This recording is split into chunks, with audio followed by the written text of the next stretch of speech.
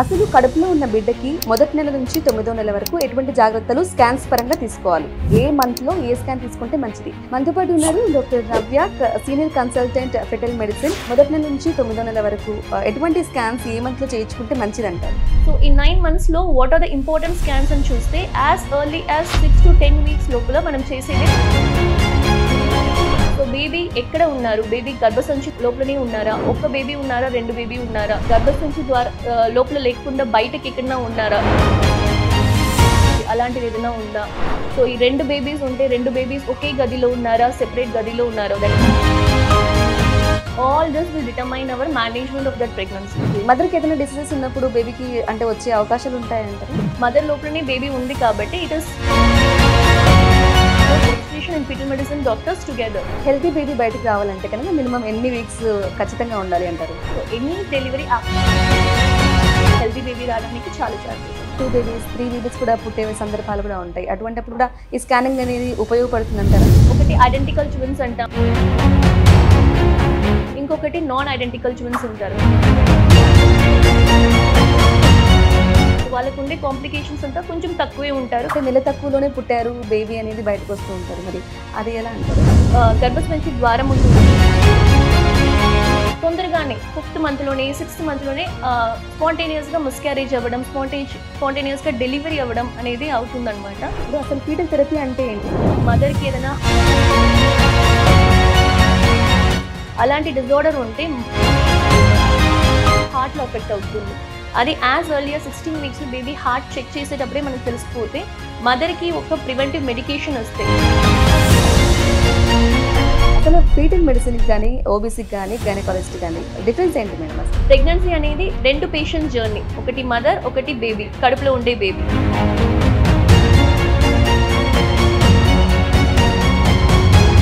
So baby health పట్టే మదర్కి ఎప్పుడు డెలివర్ చేయాలా, ఇప్పుడే డెలివర్ చేయాలా,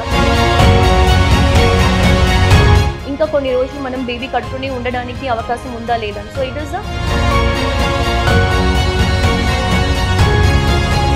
వీళ్ళిద్దరు కోఆర్డినేటెడ్గా చేస్తేనే బేబీ అవుట్కమ్ అనేది, దట్ ఈస్ ప్రెగ్నెన్సీ అవుట్కమ్ అనేది will be very very good.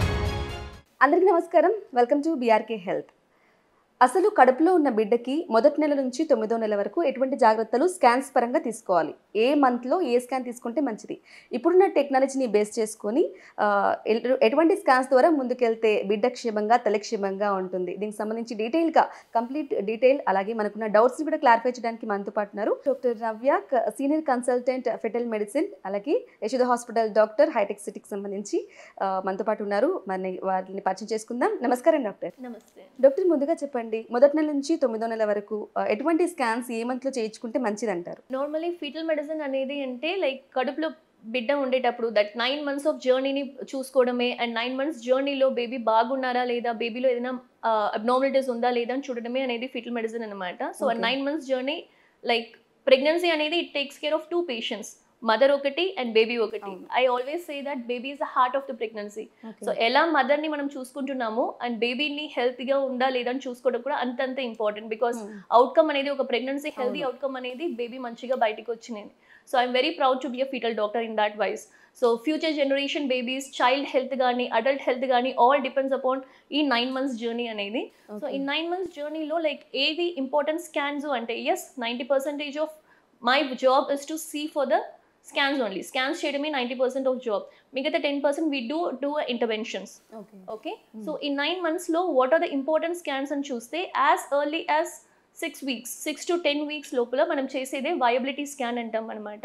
So baby ఎక్కడ ఉన్నారు, బేబీ గర్భసంచి లోపలనే ఉన్నారా, ఒక బేబీ ఉన్నారా, రెండు బేబీ ఉన్నారా, గర్భసంచి ద్వారా లోపల లేకుండా బయటకి ఎక్కడన్నా ఉన్నారా, which we call as ectopic pregnancy, అలాంటిది ఏదైనా ఉందా?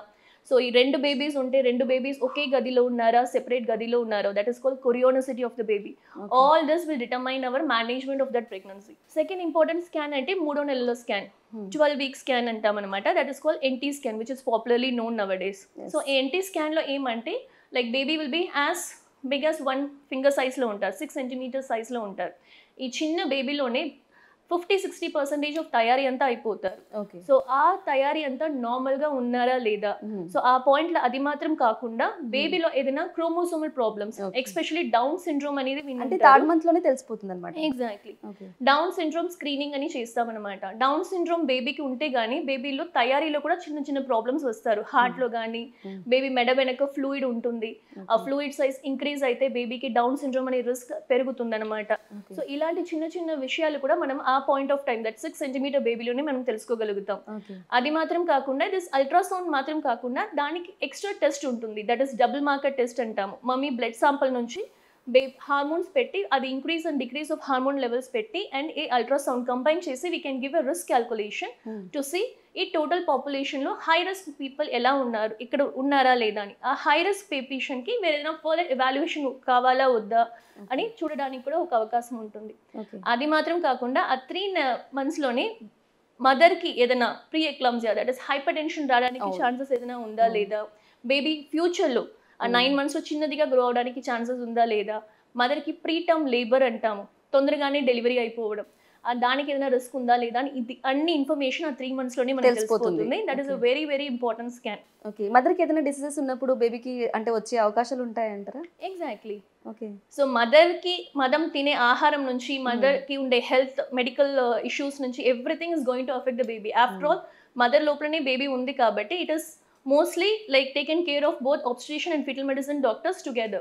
It is a combined treatment plan అన్నమాట పేషెంట్ కి. 3 months అయిపోయిన తర్వాత మళ్ళీ ఎప్పుడు తీసుకోవాలంటారు స్కానింగ్? Important. 5th month scan is very very important. నేను చెప్పాను కదా ఈ 3 months లో మళ్ళీ 50-70-60% ఆఫ్ డెవలప్మెంట్ అయిపోతారు అని. మిగతా బేబీ అనేది పెరుగుతూనే ఉంటారనమాట. సో కొంచెం బేబీ పెరుగుతూ ఇంకా కొన్ని ప్రాబ్లమ్స్ కానీ ఆర్ స్ట్రక్చర్స్ కానీ పెరుగుతారనమాట అండ్ ఎవాల్వ్ అవుతారు. So that is called TIFFA scan అంటాం, దట్ ఈస్ అనామలీ స్కాన్. ఆ పాయింట్ ఆఫ్ టైమ్ లో మేజర్ ఆర్గన్స్ అంతా తయారీ అయితే అయిపోతారు. So to check whether all the organs are normally form అయ్యారా లేదా అని తెలుసుకోవడమే ఈ 5th month స్కాన్. అగైన్ ఈ 5th month scan not only that, నేను చెప్పినట్టు క్రోమోజోమల్ ప్రాబ్లమ్స్, జెనెటిక్ ప్రాబ్లమ్ ఏదైనా ఉందా లేదా, that's why it's also called genetic sonogram అంటాం అనమాట.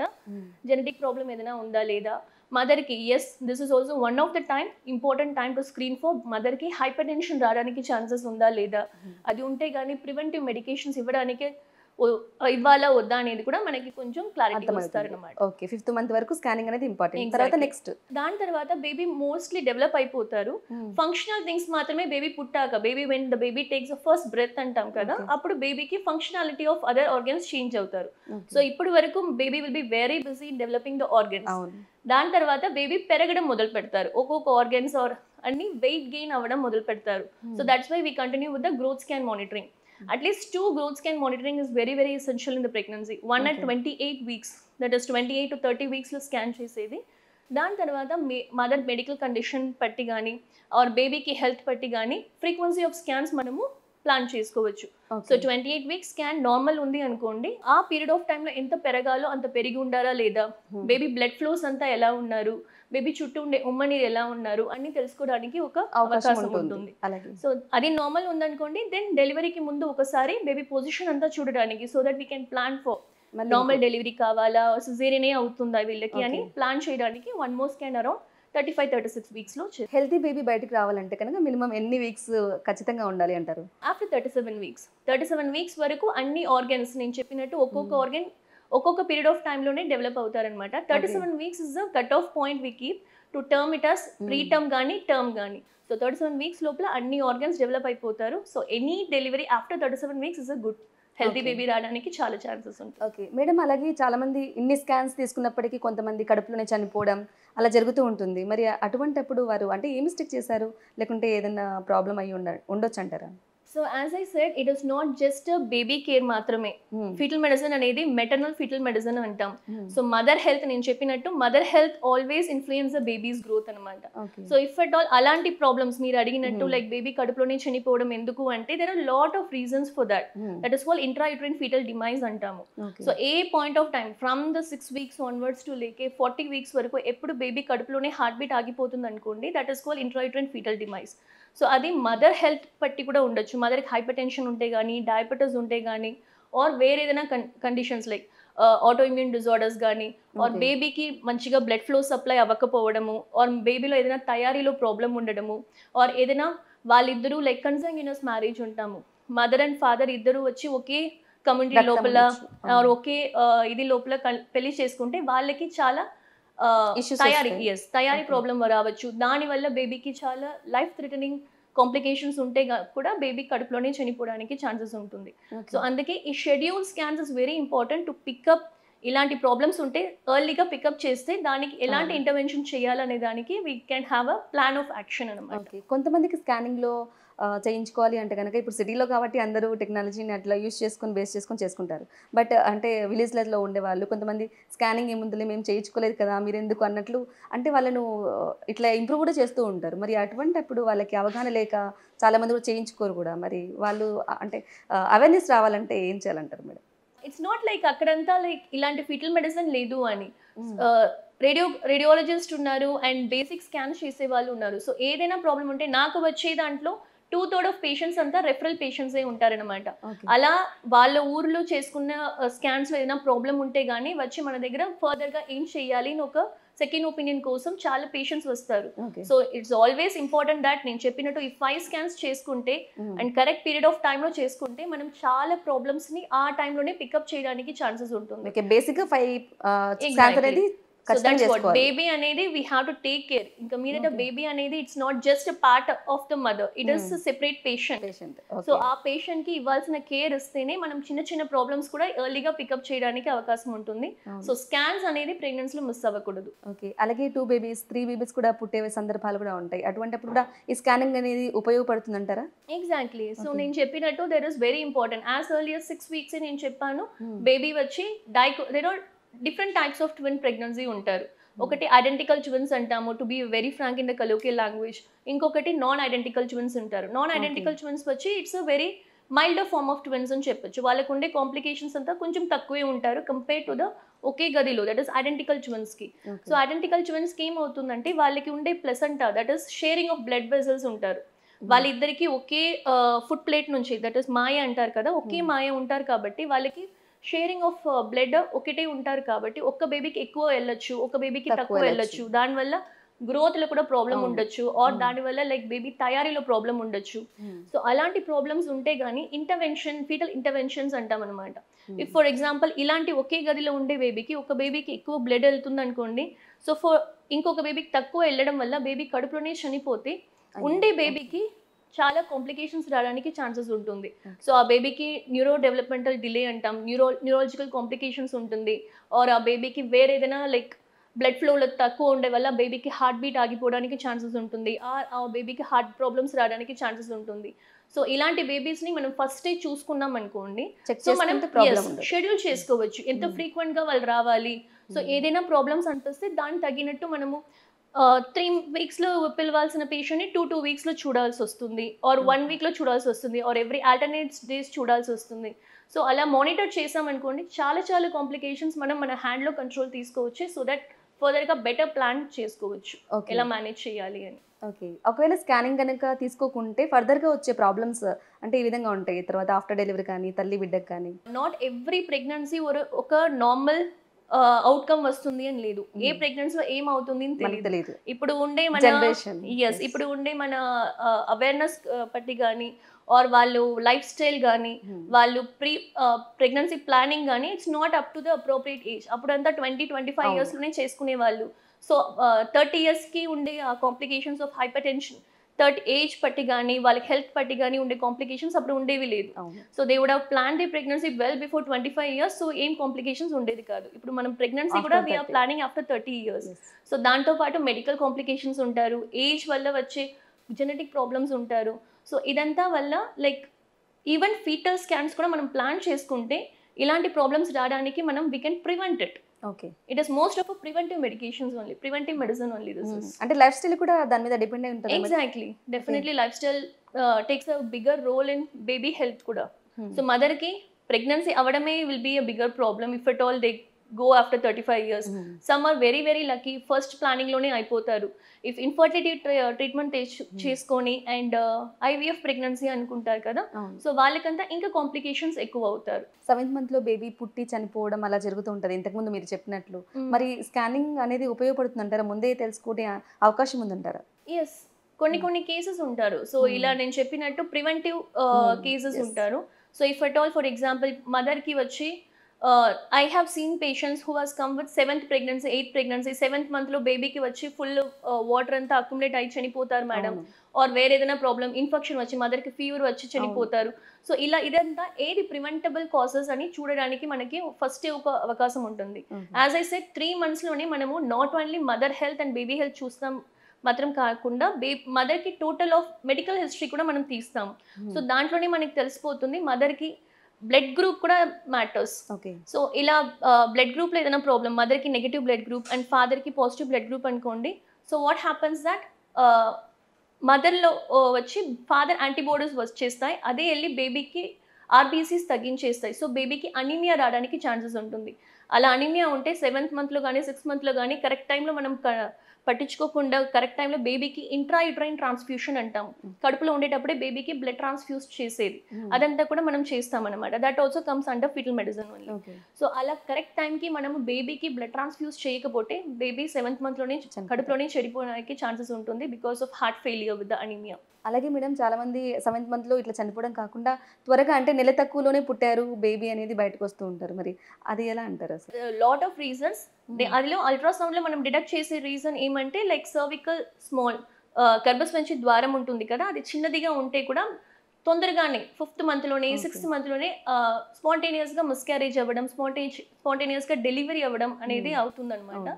సో అది అల్ట్రాసౌండ్లో మనం కరెక్ట్గా మానిటర్ చేసుకొని ఇఫ్ అట్ ఆల్ నీడ్ వస్తే సర్క్లాజ్ అంటాము, ఆ సర్వికల్కి స్టిచ్ చేయడము, దానివల్ల ప్రెగ్నెన్సీని ప్రొలాంగ్ చేయడానికి మనకి ఒక ఛాన్స్ ఉంటుంది. ఓకే, 1st month నుంచి 3rd month వరకు మిస్క్యారేజెస్ చాలా మందికి అవుతూ ఉంటాయి. ఆ మంత్లోనే చాలా మంది నాకు అయిపోయింది, లేదు నాకు అంటే ప్రెగ్నెంట్ అనుకున్నాను కానీ బట్ క్యారేజ్ అయిపోయింది, మిస్క్యారేజ్ అయిపోయింది అన్నట్లు అనుకుంటూ ఉంటారు. మరి అది ఎలా అంటారు అసలు? అంటే దాంట్లో జాగ్రత్తలు తీసుకోవాలి, ఆ మధ్య చాలా క్రూషియల్ టైం అంటారా? That is called recurrent pregnancy losses. అది so recurrent pregnancy losses as I said mother medical history also matters and baby ela chromosomal genetic problem also matters and also mother ki environmental things like em తీసుకుంటున్నారు ఆహారం కూడా matters అన్నమాట. if at all mother ki conditions pre medical conditions ఉంటాయి like mother ki hypertension గాని diabetes గాని or mother ki ఏదైనా surgical or medical history thyroid గాని ఇలాంటివి ఉందనుకోండి, మళ్ళీ ఇన్ఫెక్షన్ వచ్చిన ఛాన్సెస్ ఉందనుకోండి, మళ్ళీ రిపీటెడ్ ప్రెగ్నెన్సీ లాసెస్ ఉంటుంది. ఆర్ జెనెటిక్ పూర్వం కూడా like if at all genetic complications ఉంది, mother and father same consanguineous marriage అంటాం, మేనరికంలో పెళ్లి చేసుకుంటే కూడా సో వెంటనే వచ్చి ప్రెగ్నెన్సీ లాసెస్ అవ్వడానికి ఛాన్సెస్ ఉంటుంది.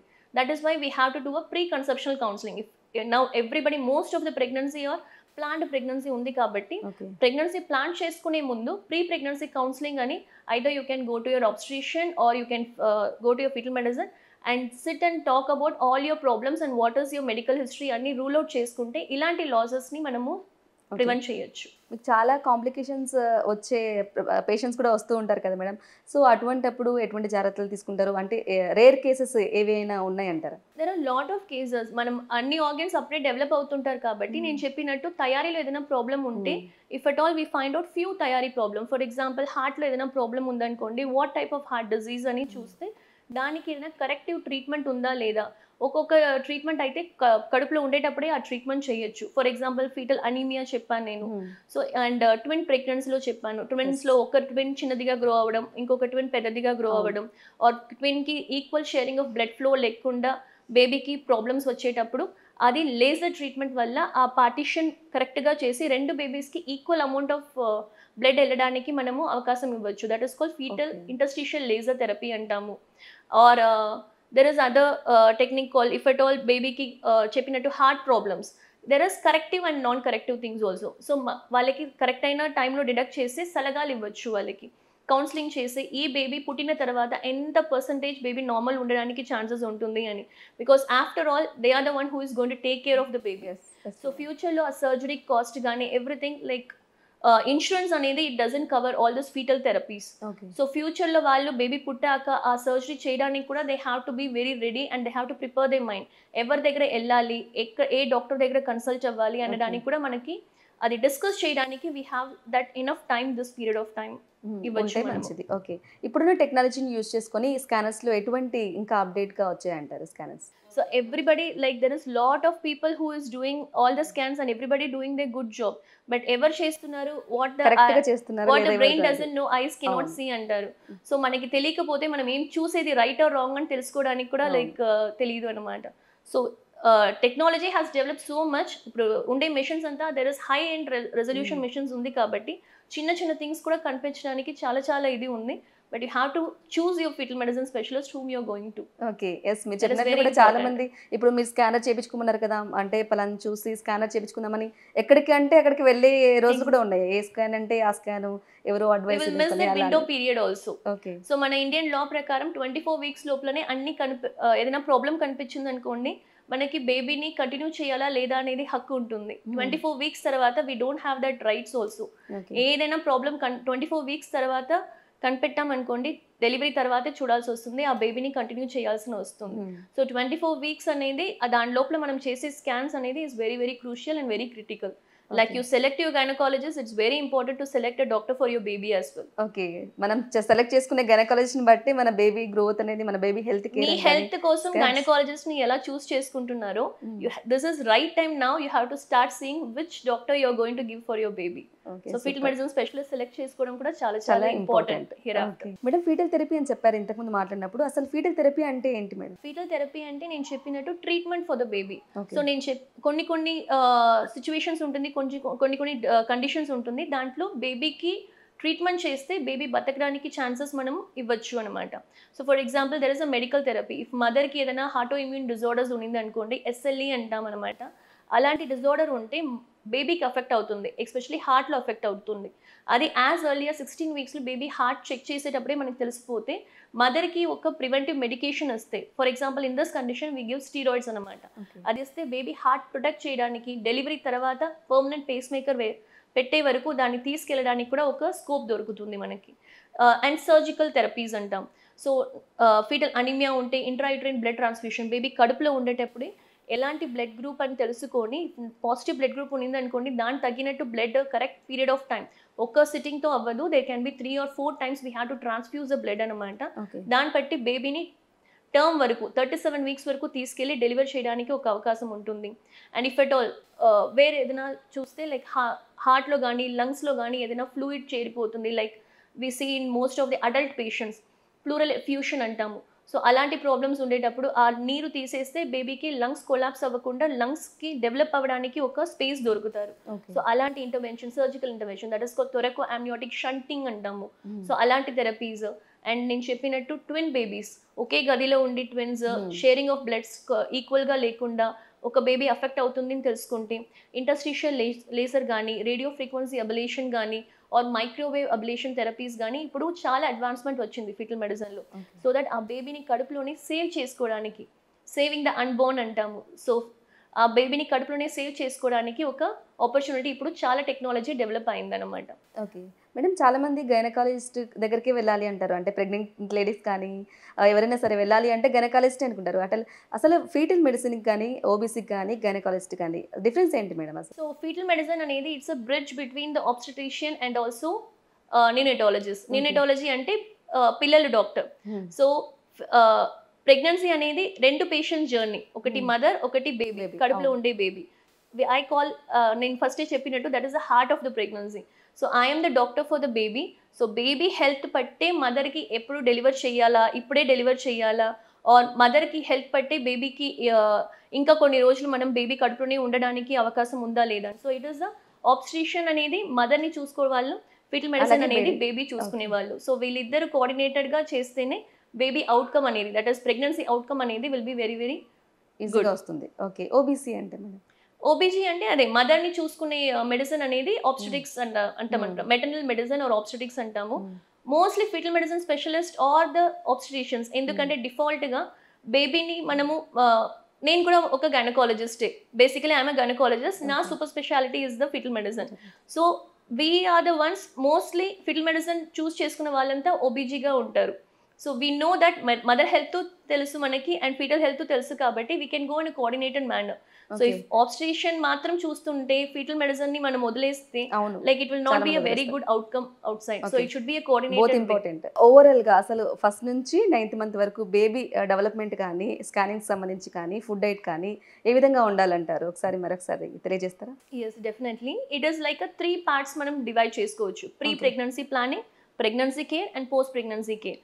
ప్రీ ప్రెగ్నెన్సీ నేను చెప్పినట్టు మీరు వెళ్ళి మీ ఆబ్స్ట్రిషన్ కానీ మీ డాక్టర్ కానీ ఆర్ ఫిటల్ మెడిసిన్ స్పెషలిస్ట్ కానీ ఆర్ ఎనీ జెండర్స్ కానీ వెళ్ళి వాళ్ళ దగ్గర కూర్చొని you can discuss about your health situation, both husband and wife health situation ఎలా ఉంది, మీకు ఏదైనా మెడికల్ డిజార్డర్ ఉందా లేదా, ఫ్యామిలీ పూర్వంగా ఏదైనా జెనెటిక్ ప్రాబ్లమ్ ఉందా లేదా, ఇదంతా తెలుసుకుంటే you can decide when you have to plan for the pregnancy. అప్పుడు ఏదైనా ప్రాబ్లం ఉండింది అనుకోండి, your doctor must be able to see that మీకు ఇలాంటి ప్రాబ్లం ఉంది, సో ప్రెగ్నెన్సీని ఇంకా కొన్ని రోజులు పోస్ట్పోన్ చేసుకున్నా కానీ ఆర్ కొన్ని సంవత్సరాలు పోస్ట్పోన్ చేసుకుంటే కానీ ఆర్ మీరు నేచురల్గా కన్సీవ్ అవ్వడానికి ఛాన్సెస్ ఉందా లేదా అని కూడా చెప్పడానికి ఒక ఆపర్చునిటీ దొరుకుతుంది. అండ్ వెన్ యూ కన్సీవ్ నేను చెప్పినట్టు ఈ 5 scans is very important. First 6 to 10 వీక్స్లో మనం చేసే వయబిలిటీ స్కాన్ కానీ, ఎక్కడ బేబీ ఉన్నారు, ఒక్క బేబీ ఉన్నారా, 2 బేబీ ఉన్నారా, దాన్ని బట్టి 3rd month scan, next 5th month scan, then after 5 months 7 months ఒక స్కాన్ అండ్ 9th మంత్లో ఒక స్కాన్ అనేది ఈ 5 scans is very very important అనమాట. ఓకే, దాని తర్వాత ఈ 5 month స్కాన్స్ అప్పుడు మీ హెల్త్ బాగుంటే కానీ ఈ 5 scans is all you need for a healthy pregnancy. So మీ హెల్త్లో ఏదైనా హైపర్ టెన్షన్ కానీ ఏదైనా కాంప్లికేషన్స్, హైపర్ టెన్షన్ ఆర్ బేబీకి ఏదైనా స్ట్రక్చరల్ ప్రాబ్లమ్స్ కానీ, బేబీ పెరగడంలో తక్కువ ఉంటే కానీ మమ్మీకి ఎటు అయితే ఆహారం తీసుకోవాలి అని కూడా కొన్ని ప్రెగ్నెన్సీస్ ఉంటుంది బేబీ చిన్నదిగా గ్రో అవ్వడం మొదలు పెడతారనమాట 7th మంత్ స్కాన్ చేసినప్పుడు. వాళ్ళకి మనం జస్ట్ ఒక మమ్మీ న్యూట్రిషన్ చేంజ్ చేస్తే, హై ప్రోటీన్ డైట్ కానీ అలా చేంజ్ చేస్తేనే బేబీ గ్రోత్ అనేది పెరుగుతారనమాట, బెటర్ అవుతారు. సో అలాంటి దానికి కూడా like we can give some kind of suggestions for the pregnancy అనమాట. పోస్ట్ ప్రెగ్నెన్సీ డెలివరీ తర్వాత బేబీ కేర్ ఎలా ఉండాలి, మీ కేర్ ఎలా ఉండాలి, బికాస్ ప్రెగ్నెన్సీలో యూ హ్యావ్ టు మీకు ఎక్కడ వెళ్ళినా కూడా they will tell you yogas చేయండి, ఇది ఎక్సర్సైజ్ చేయండి అని. It is a assumption that అది చేస్తే నార్మల్ డెలివరీ అవుతారని. Normal caesarean what ever it is, మీరు యోగా కానీ మీరు హెల్త్ కానీ తినడం కానీ మీరు చేసే యాక్టివిటీస్ కానీ it is going to take you very properly for the healthy delivery. I won't say normal or cesarean, healthy delivery, so that post pregnancy recovery అనేది మీకు చాలా మంచిగా ఉంటుంది. ఇఫ్ అట్ ఆల్ మీరు ఎక్సర్సైజ్ చేయకుండా నార్మల్గా వెళ్తే పోస్ట్ డెలివరీకి రికవరీ అవ్వడం కూడా కొంచెం ప్రాబ్లం ఉంటుంది. ఓకే, అలాగే మేడం చాలా మందిలో అవగాహన ఉంది అంటే రేడియేషన్స్ పడడం వల్ల స్కానింగ్ చేయించుకోవద్దు అన్నట్లుగా ఉంది. మరి అవేర్నెస్ తీసుకురావడానికి కోసం మీరు ఏం చెప్తారు? Thanks for asking this. Ultrasound అనేది it is not a radiation. Okay, it is a ultrasound.